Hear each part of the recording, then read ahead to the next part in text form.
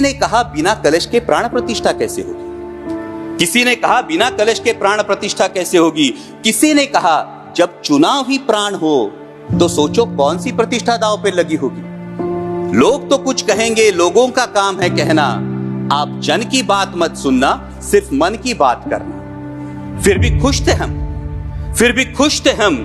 500 साल का सपना जो पूरा हो रहा था, हमारे अंदर का हिंदू भी पूरी तरह से जाग गया था। तो चल पड़े अयोध्या की ओर, राम लल्ला की दर्शन की आस लगाए। चल पड़े अयोध्या की ओर, राम लल्ला के दर्शन की आस लगाए। जो सामने नजारा देखा वो देखकर दंग रह गए। वो 3 मंजिलें, 400 खंबे, 32 सीढ़ियां, जय श्री राम का नारा लगाते हुए हम सीढ़ियां चढ़ने लगे। राम लल्ला से क्या गुहार लगाए ये सोचने लगे। पहली सीढ़ी पर याद आई महंगाई, पहली सीढ़ी पर याद आई महंगाई, दूसरी पर देश में बढ़ती बेरोजगारी, तीसरी पर पत्रकारिता की चरण चुंबकता, चौथी पर सेंट्रल एजेंसीज की संदिग्ध भूमिका। हर सीढ़ी पर कुछ न कुछ याद आ रहा था, हर सीढ़ी पर कुछ न कुछ याद आ रहा था।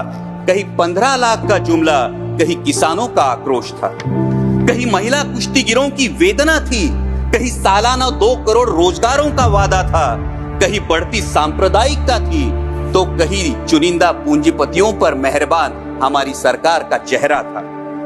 इस वास्तविकता ने झंझोड़ने के बाद, इस वास्तविकता ने झंझोड़ने के बाद भी हम अंधभक्तों की तरह चलते गए। होश तो तब संभाला जब राम लल्ला के दर्शन हुए।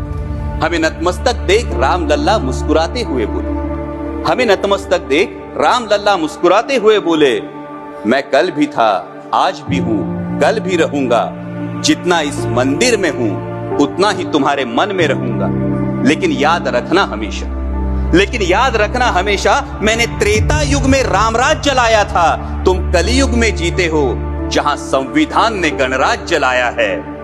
धर्म समाज का किनारा जरूर है, धर्म समाज का किनारा जरूर है, लेकिन देश एक बहती धारा है। किनारे को धारा के बीच में लाया तो प्रवाह अड़ जाता है, प्रगति के पथ से हट जाता है। इसलिए धर्म का ठेकेदार नहीं, पहरेदार बनना चाहिए। इसलिए धर्म का ठेकेदार नहीं, पहरेदार बनना चाहिए। तुम रहो न रहो, वो रहे न रहे, ये देश रहना चाहिए, देश का संविधान रहना चाहिए, देश का लोकतंत्र रहना चाहिए, ये देश रहना चाहिए। जय हिंद, धन्यवाद।